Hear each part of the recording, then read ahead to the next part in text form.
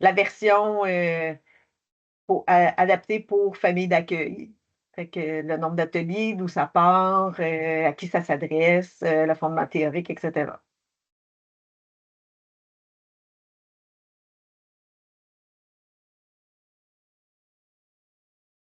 Fait que donc, je vais y aller en vous expliquant un peu qu'est-ce que c'est le Déstress et Progress alternatif pour les jeunes et leur famille d'accueil.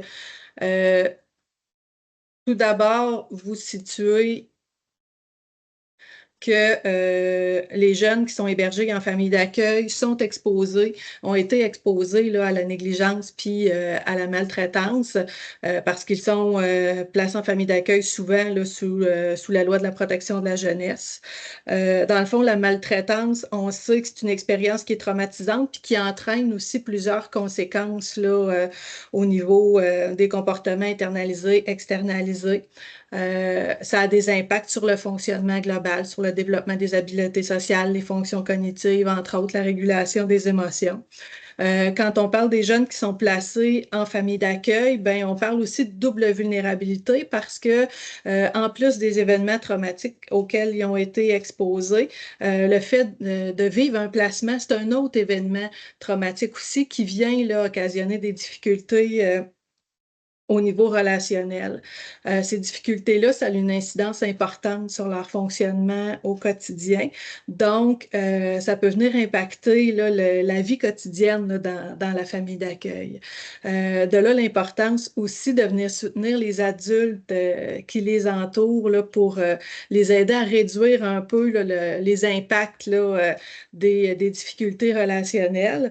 Et puis, on veut soutenir les adultes qui les entourent de deux façons en régulant leur propre stress à eux, puis en soutenant le jeune là, dans les stratégies qu'il va mettre en place là, pour venir mieux gérer son stress. Le but, dans le fond, c'est vraiment arriver là, pour le jeune puis la famille d'accueil à un mieux-être là, global, à un mieux vivre ensemble.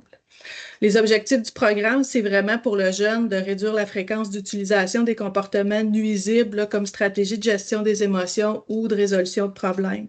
Quand on parle de stratégie nuisible, là, on fait référence à des comportements comme s'inquiéter, avoir de la pensée magique, des fois ne rien faire, aller dans des comportements externalisés, des fois pour réduire le stress comme la consommation, la fugue, on parle de crise de colère aussi, se refermer sur soi ou même développer des malaises physiques. Là, ça peut être différentes façons là, avec lesquelles les impacts du stress. Fait qu'on veut vraiment permettre aux jeunes là, de sortir du cercle vicieux engendré là, par le stress chronique, puis remplacer ces comportements-là par des stratégies qui vont être plus productives puis qui vont plus favoriser son bien-être. Du côté de la famille d'accueil, ben, ce qu'on disait, c'est qu'on vise vraiment à lui fournir des stratégies pour accompagner le jeune, mais permettre à nos responsables de famille d'accueil de mieux gérer le propre stress. Ce qu'on espère avec ça, c'est permettre un sentiment de sécurité là, global qui va être propice à la création d'un lien de confiance entre le jeune puis la famille d'accueil. Puis vraiment, ce qu'on veut, c'est permettre là, de favoriser la stabilité du placement puis éviter là, les déplacements. Comment on fait ça? Ben, on veut vraiment en incluant notre responsable de famille d'accueil dans chacun des ateliers. On veut qu'il devienne un modèle pour le jeune, fait qu'il puisse vraiment apprendre là, en stratégie cognitivo-comportementale. Là, ce qu'on nous dit, c'est que les apprentissages s'intègrent mieux quand on les pratique au quotidien, mais c'est vraiment ce qu'on veut permettre de faire. Là. Fait que notre famille d'accueil puisse être un modèle, mais qui puisse offrir aux jeunes aussi des opportunités au quotidien pour venir là, travailler ces stratégies, appliquer ces stratégies là, de gestion du stress. Ça fait aussi que c'est beaucoup plus cohérent dans l'approche par rapport à ça. On sait que le stress ça a une incidence importante sur la disponibilité des cerveaux. Donc, pour nos jeunes, ben pour tous les cerveaux, dans le fond, tant que notre attention est centrée sur une perception de menace, ben on n'est pas disponible à faire d'autres apprentissages non plus. Donc, si on veut que notre jeune soit disponible à développer des nouvelles stratégies, plus positive là, pour gérer son stress, on a tout intérêt à l'aider à s'apaiser. Et si on veut que nos responsables de famille d'accueil soient plus disponibles, on sait là, que le stress, ça a un impact au niveau des schèmes relationnels, fait qu'au niveau de l'empathie, au niveau de la disponibilité. Si on veut là, que nos responsables de famille d'accueil soient plus disponibles à répondre puis à être attentifs aux besoins des jeunes, bien, on a tout avantage aussi là, à leur permettre là, de gérer leur propre stress. On veut aussi, on connaît l'impact du stress de contagion. Fait que le stress par observation là, d'une personne stressée, le stress par exposition au comportement d'une personne stressée aussi, à ses stratégies là, plus ou moins efficaces pour gérer son stress.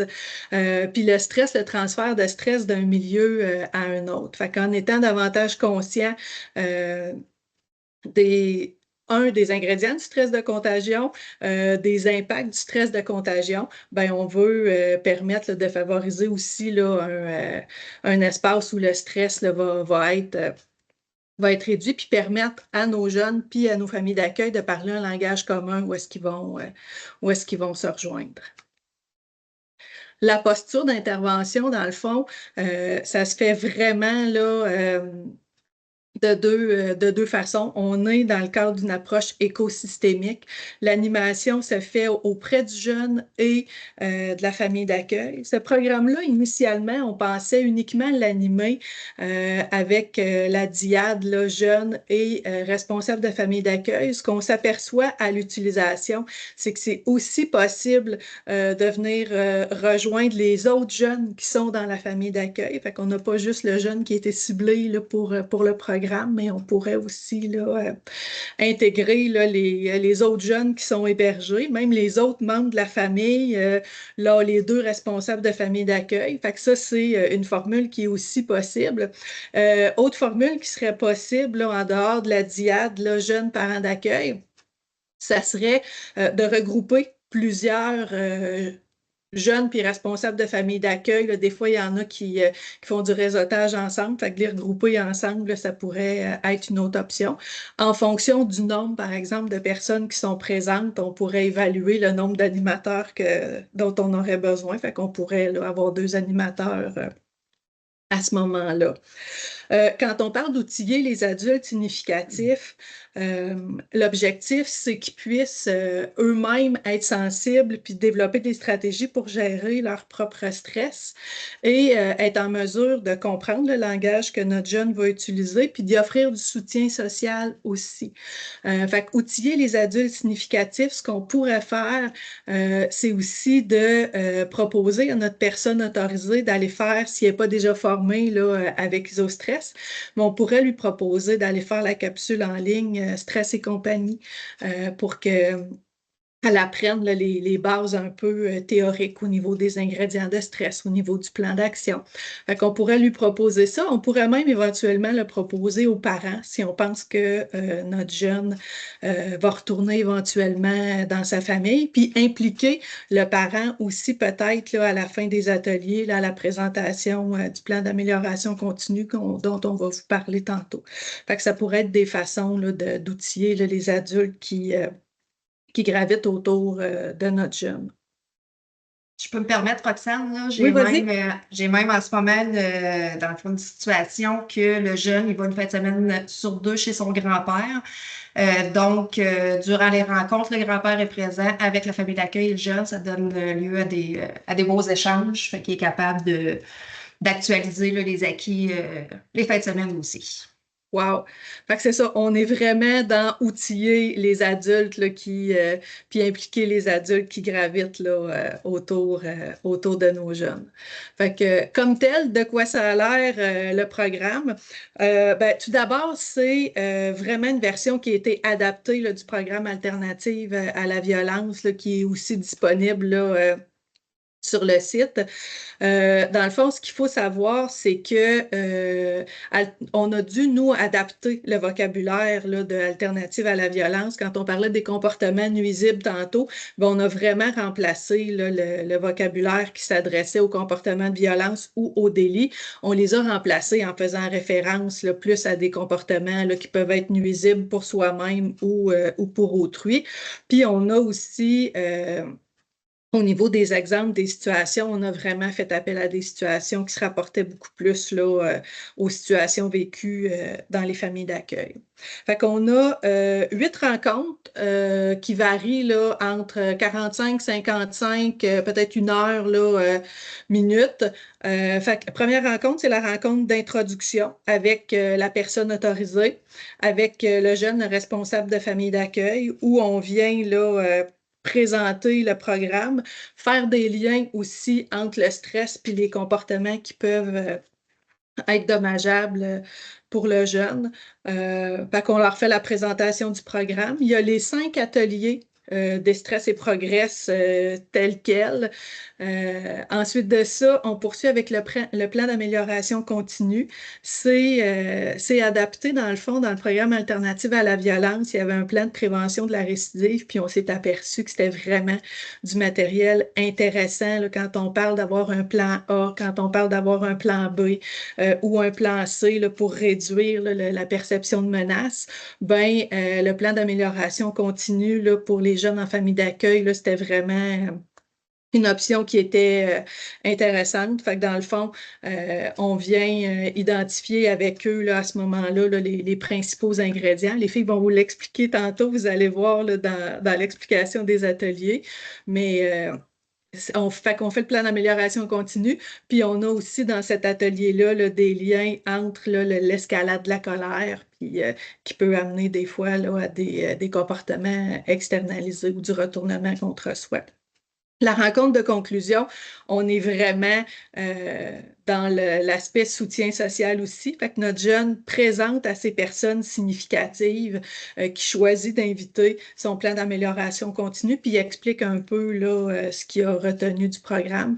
Fait qu'à la rencontre de conclusion, le jeune pourrait décider d'inviter ses parents ou son grand-papa, comme Christiane nous disait, ou des amis ou des personnes là, qui sont significatives là, puis importantes pour lui. Bien sûr, notre personne autorisée est invitée parce qu'on veut qu'elle puisse agir, continuer d'agir comme soutien social auprès du jeune. Fait que c'est là, ce qui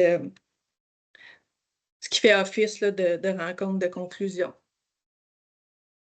Là, je vous ai rapidement, très sommairement, là, mis un peu la table là, au niveau du cadre théorique. Je vous invite vraiment à aller lire l'introduction là, dans le cahier d'animation. C'est expliqué vraiment plus en détail. Et puis, je pense, les filles pourraient vous le dire, là, Christiane et Jessica, mais au niveau de l'animation, d'avoir en tête tous ces concepts théoriques-là aussi, ça fait beaucoup de sens. Puis il y a plein de liens qui peuvent être faits aussi là, avec le matériel puis les éléments concrets de l'animation.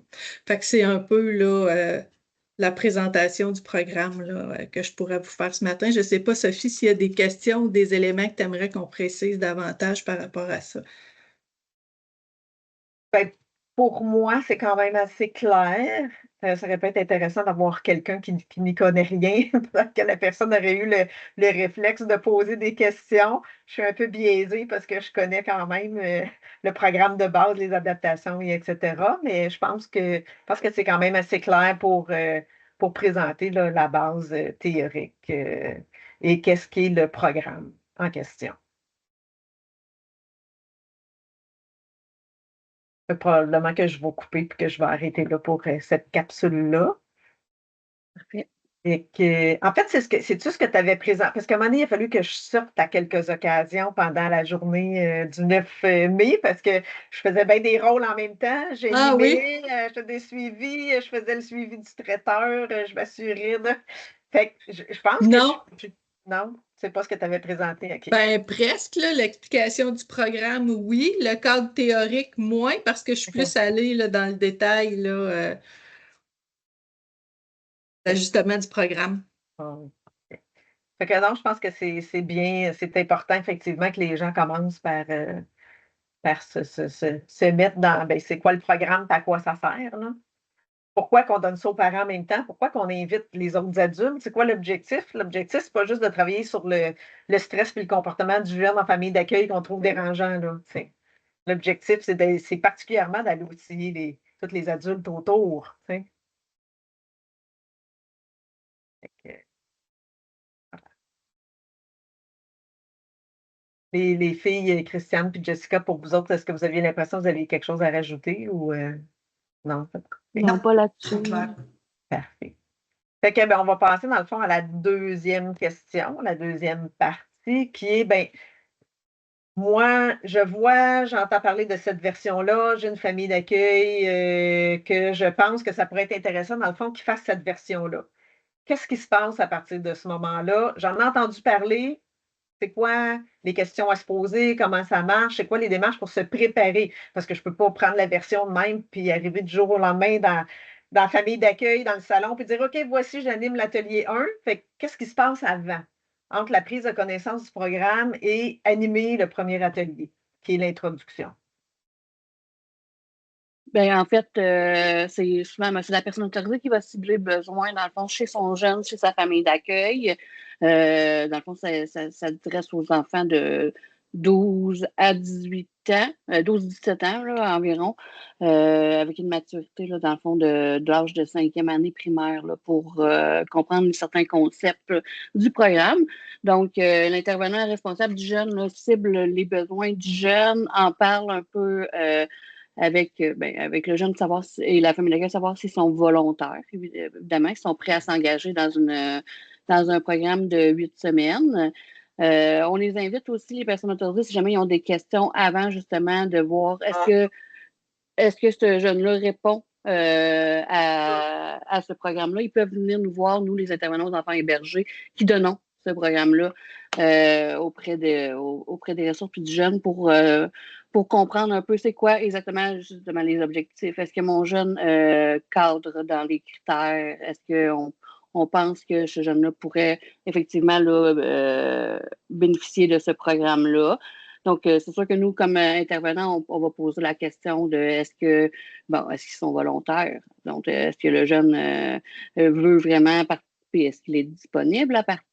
Donc, il n'est pas trop en réaction. Il y a une certaine disponibilité justement là, à pouvoir participer.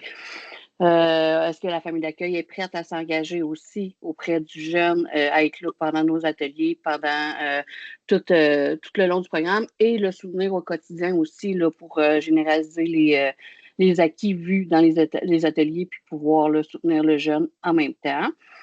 Donc, c'est un peu ce qu'on nos questions là, en termes de discussion clinique qui se passe avec l'intervenant là, quand l'intervenant cible un jeune ou une famille d'accueil. Est-ce qu'il y a d'autres choses? Quand tu dis, dans le fond, ben, c'est qui anime, en fait? La personne autorisée va cibler, mais ça serait une personne autorisée qui pourrait aller animer? C'est-tu un intervenant? C'est qui, en fait, à partir du moment où il dit ça serait bon pour ma famille d'accueil, c'est qui les personnes qui vont animer? En fait, c'est les intervenants aux enfants hébergés qui sont nous. En fait, on a une quinzaine de professionnels là, qui œuvrent là, dans le service de réadaptation externe sous la direction de la protection de la jeunesse. Donc, nous sommes tous formés là, Distress et Progress pour pouvoir animer l'atelier Distress Progress alternative pour les jeunes et leurs familles d'accueil. Vous avez été formés ISO-stress, puis vous êtes préparés, dans le fond, à bien maîtriser les ateliers, puis vous les avez, dans le fond, vous avez commencé à animer puis les offrir là, comme tel, parce que vous avez été formés pour pouvoir animer ça. Oui. Fait que là, c'est vous qui avez été dans votre établissement, votre région, c'est vous qui avez été ciblé, mais j'imagine que n'importe quelle région pourrait identifier, dans le fond, qui dans leurs équipes irait animer. Là. C'est à chacun de décider qui sera formé. Il pourrait former des APPR, il pourrait former des ARH, il pourrait former des personnes autorisées, il pourrait former des spécialistes en activité clinique ou peu importe comment on les appelle, tant que la personne est formée, ISO-stress, et qu'elle a été, a fait maîtriser la version famille d'accueil, elle pourrait l'animer. Oui, tout à fait. Ce qu'on va demander aussi à la personne autorisée, c'est pour la première rencontre, que ce soit elle qui l'organise dans le fond, fait qui détermine avec la famille d'accueil, le jeune et nous, l'heure et l'endroit de la première rencontre. Là, fait que ça, c'est ce qu'on va demander à notre personne autorisée. Mais après, c'est pas mal les intervenants aux enfants hébergés là, qui vont prendre le leadership là, du reste de l'animation. Fait qu'ils vont proposer là, à partir de la première rencontre, l'endroit où les rencontres peuvent se faire, parce que les rencontres peuvent se faire à nos bureaux, mais la majorité du temps, ça se fait au domicile de la famille d'accueil. Fait que déterminer l'endroit, déterminer l'horaire aussi, ça va se faire là, au moment de la première rencontre là, par l'intervenant aux enfants hébergés là, avec la famille d'accueil, le jeune. Puis, à moins que je me trompe, là, Jessica, Christiane, vous pourrez me le dire, mais cette première rencontre-là, des fois, elle va être super intéressante et pertinente pour motiver le jeune. Tu sais, on demande là, dans nos critères là, pour y avoir accès, que le jeune ait un certain intérêt, une certaine motivation, mais juste qu'il soit ouvert à venir à cette première rencontre-là, puis écouter ce qui y est proposé. Souvent, c'est à cette rencontre-là que l'intérêt va vraiment se démontrer là, de la part du jeune. Oui, effectivement. Puis on en profite à ce moment-là aussi pour vraiment mettre sur table que on n'est pas là pour cibler vraiment le problème, le mécanisme, le résultat finalement d'une crise. On est vraiment là axé sur les solutions. Fait que ça fait du sens aux jeunes. Ils se sentent un petit peu moins menacés là, avec les adultes significatifs, puis avec une nouvelle intervenante qui est devant lui. Donc, on essaie vraiment de prendre des situations, oui, qui le concernent, mais de pas focuser finalement sur le résultat ou sur la crise ou c'est vraiment, OK, résolution de problème de cette situation-là qui s'est passée durant la semaine. Donc, ça l'allège un petit peu là, le climat, puis ça favorise énormément la communication là, entre le jeune et le milieu d'accueil. Là, si j'ai bien compris, une personne autorisée a l'impression que ça pourrait être bon pour une famille d'accueil. Ils vont vous contacter, ils vont valider avec vous, voici le jeune, sa situation. Vous allez vérifier dans le fond un petit peu, est-ce qu'il est à un bon niveau cognitif, est-ce que ça va s'adresser à lui, ça va être la bonne version, etc. Et si oui, on ne parle pas encore du premier atelier d'introduction sur les 8, on parle d'une rencontre pour aller présenter puis offrir, voir si tout le monde a envie d'embarquer ou pas. C'est vraiment comme une rencontre de pitch de vente un peu, là. On n'est pas encore dans le premier début atelier, là. C'est la rencontre introduction, le pitch de vente, la présentation du programme. On établit les objectifs à ce moment-là. Dans le fond, on met vraiment la table, on explique qu'il y a quelques notions là aussi. C'est vraiment cette rencontre-là, dans le fond, d'introduction qu'on fait tout ça. Puis que le jeune, dans le fond, il décide vraiment, OK, oui, ça m'intéresse, j'embarque, le jeune et la famille d'accueil. Fait que ça se pourrait que vous fassiez l'atelier 1, qui est l'introduction, puis que ça ne se poursuive pas après. Oui. OK. Fait que le jeune a quand même été ouvert à participer à au premier atelier pour en l'entendre c'est quoi. Oui. Puis est-ce que vous avez des exemples, dans le fond, de un peu parler c'est là des fois qu'on va chercher la motivation du jeune. C'est un exemple qui vous vient en tête, par exemple, d'une première rencontre où le jeune n'avait pas l'air être sûr d'embarquer, puis que finalement, il est embarqué, puis non seulement il est embarqué, mais il y a peut-être même d'autres mondes qui sont embarqués dans l'atelier, par exemple. Tu sais, comment ça se passe, un premier atelier? Moi, c'est sûr que, moi, ce que je fais, c'est que j'essaie d'être le moins menaçante. En fait, il ne faut pas que le jeune me voie comme une perception de menace.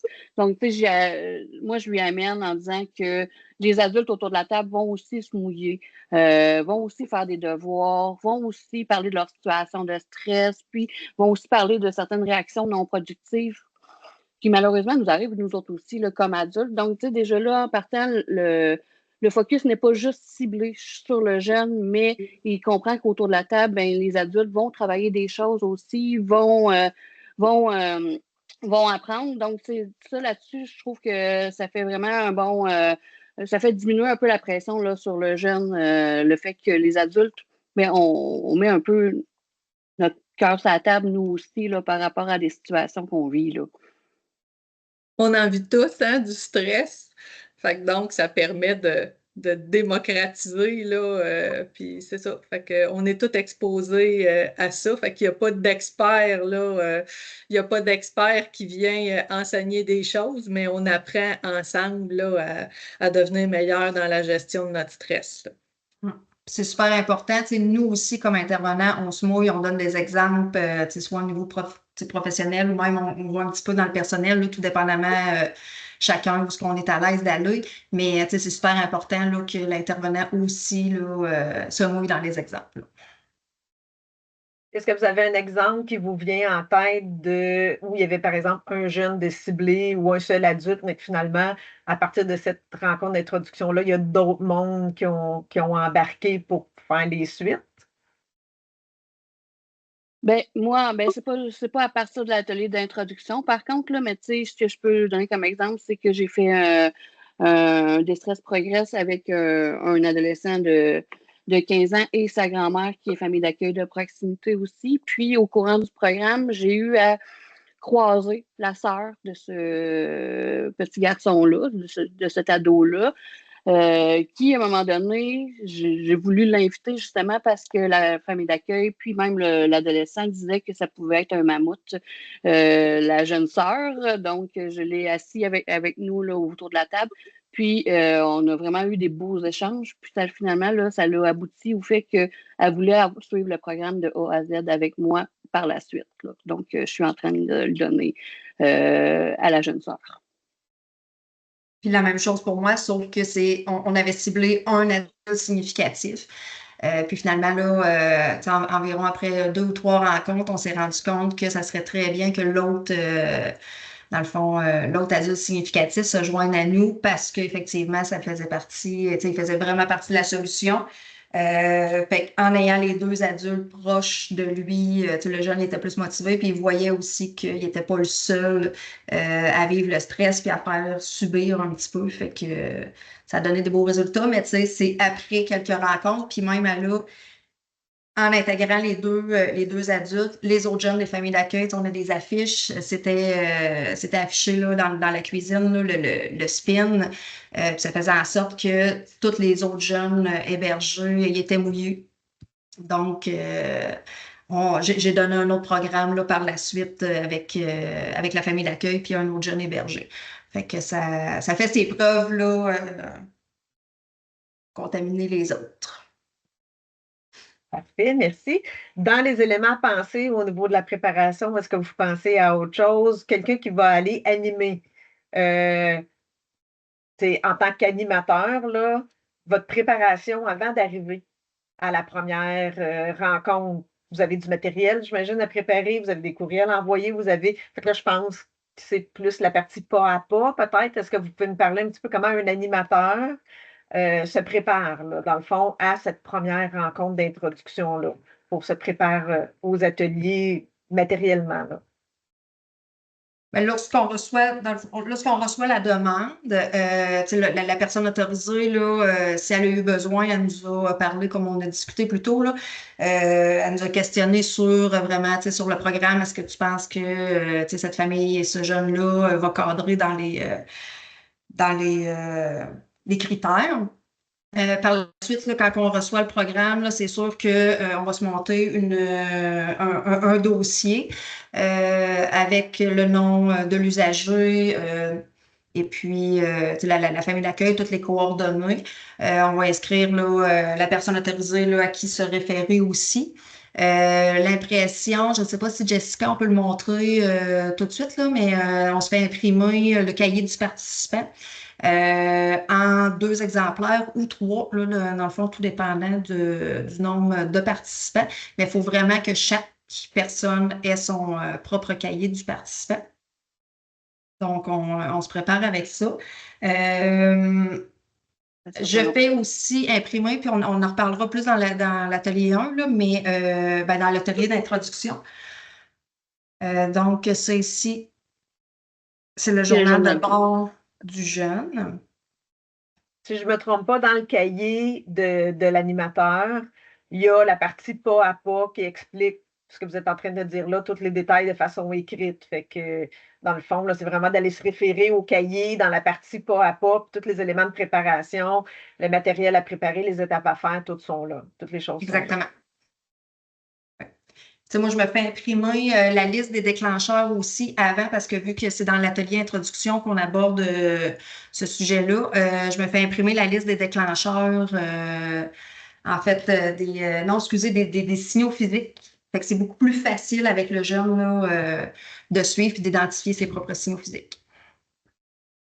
Pour la préparation, puis, tu sais, là, dans le fond, c'est sûr qu'on on interpelle la personne autorisée, comme on disait tantôt, là, pour fixer l'endroit, la date et tout, mais pour la préparation papier, physique, là, c'est à peu près ça. Puis quand vous parlez de cahier de participants, on ne parle pas juste de faire un cahier pour le jeune, là. C'est un cahier pour chacun des jeunes, des adultes, tout le monde, dans le fond, qui va être présent pendant les ateliers. Puis même vous, en tant qu'animateur, j'imagine, vous avez probablement des petits documents où vous préparez vos exemples de la semaine ou est-ce que vous avez, tu sais, c'est quoi le matériel que vous avez pour vous préparer pour vos exemples? Vous les préparez dans votre PowerPoint, dans le fond, ou parce que vous dites que vous aussi, vous apportez des exemples? Personnellement, dans le fond, moi, c'est les mêmes exemples qui reviennent, mais ça, c'est une préparation hebdomadaire. Plus, là, avant chaque atelier, on regarde le thème abordé. Si on a des nouveaux exemples, là, effectivement, on peut les inscrire à ce moment-là. Mais c'est vraiment plus là, de façon hebdomadaire là, qu'on fait la préparation. Je ne sais pas si toi, de ton côté, Jessica. Non, effectivement, c'est vrai que tu sais, on remet le journal de bord là, à chaque la famille d'accueil puis aux jeunes, puis nous, selon selon la semaine qu'on a passée, on est capable de ressortir certains éléments. Puis en général, c'est vrai que moi aussi, là, j'utilise quand même pas mal les mêmes exemples. Mais par contre, tu sais, quand il m'arrive quelque chose au courant de la semaine que je dis ah, ça là, faudrait que j'identifie déjà ma famille à qui va falloir que je parle de ce qui s'est passé. Là. Fait que je me prends des notes, puis je leur apporte ça là, à notre rencontre. Au niveau du matériel aussi, on a parce que parfois, il faut dessiner dans les ateliers. Fait que dépendamment, là, il y a certains intervenants qui se prennent une feuille de cartable ou des feuilles blanches, mais on en a qui aiment ça, avoir quelque chose de plus grand. Fait qu'il y en a qui ont c'est ça, des tableaux effaçables là, qui vont amener avec eux, là, avec des crayons à encre sèche. Il y en a d'autres aussi qui sont juste fait plastifier une feuille blanche, là, 8,5, 14, là, pour écrire les exemples dessus. Ça permet de personnaliser aussi, là, des fois avec les exemples là, du jeune et de la famille d'accueil. Ça permet là, d'écrire ça. Fait qu'il y a ce matériel-là à prévoir. Il y a le matériel éventuellement à prévoir aussi là, pour l'atelier au niveau du soutien social. Fait qu'on le faisait, là, comme vous avez vu là, dans Alternative à la violence, eux, là, il y avait trouver l'erreur, là, fait que le jeu des 7 erreurs, fait qu'on a ces activités-là. On a aussi, on avait des casse-têtes là, en 2D là, de 25 ou 50 morceaux à faire aux jeunes. Puis il y a Christiane qui pourra, rendu à cet atelier-là, vous montrer qu'est-ce qu'elle elle utilise aussi, là, mais fait qu'on s'assure là, avant là, le début de l'animation du programme d'avoir tout le matériel quand même disponible là, et prêt. Puis ben, on demandait de quoi on a besoin, ben s'assurer d'avoir le cahier d'animation avec nous. Le PowerPoint aussi qu'on va enregistrer là, sur un portable parce qu'on va présenter quand même le PowerPoint aux jeunes puis à sa famille d'accueil.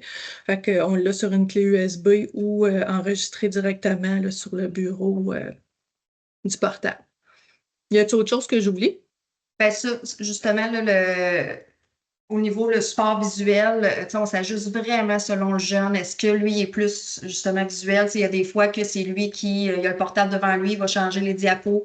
Il y a d'autres fois que bon, j'y vais plus avec mon le cartable, feuille, papier, tout dépendamment du jeune. C'est vraiment important là, dans le fond d'aller vraiment chercher ce qui l'attire le plus puis ce qui retient le plus son attention.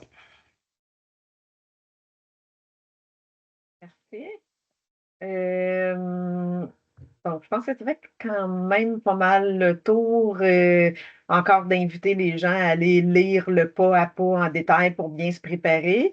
Et en fait, de toute façon, là, dans les prochaines capsules, ça va être vraiment plus le détail, atelier par atelier, comment on anime chacun des différents ateliers.